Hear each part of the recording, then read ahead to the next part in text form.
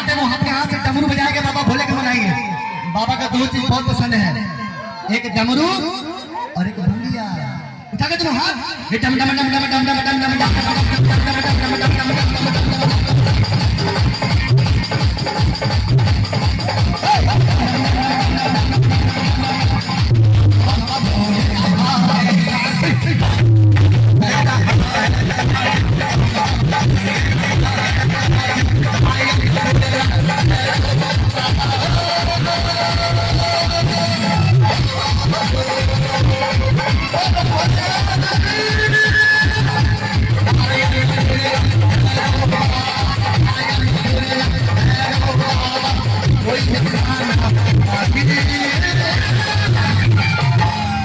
उठाइए दोनों हाथ।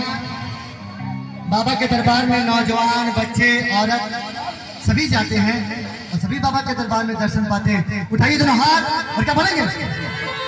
डम डम डम डम डम डम डम डम डम डम।